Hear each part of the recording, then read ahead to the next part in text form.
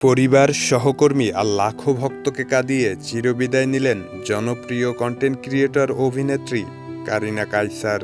১৮ মে ফজরের নামাজের পর মুন্সিগঞ্জের গজারিয়ায় জানাজা শেষে মা লোপা কায়সারের বাড়ির আঙিনায় তাকে চিরনিদ্রায় শায়িত করা হয়। এর আগে ১৭ মে বিকেলে কারিনার মরদেহ ভারত থেকে ঢাকা পৌঁছায়।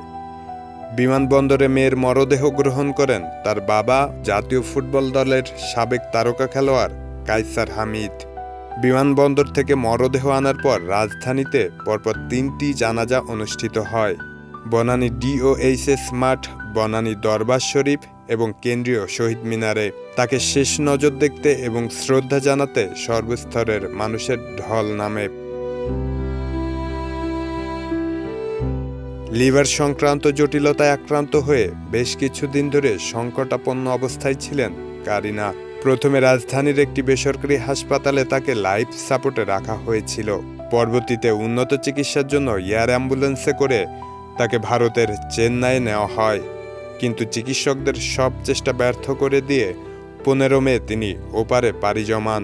প্রখ্যাত ফুটবলার কায়সার হামিদের একমাত্র কন্যা কারিনা কায়সার ব্যক্তিজীবনে একজন অত্যন্ত জনপ্রিয় কন্টেন্ট ক্রিয়েটর ও অভিনেত্রী ছিলেন। শুধু বিনোদন জগতে নয়, সামাজিক নানা ইস্যু ও গণ আন্দোলনে তার সক্রিয় ও সাহসী ভূমিকার কারণে তিনি সবার কাছে জুলাই যোদ্ধা হিসেবে পরিচিত লাভ করেন।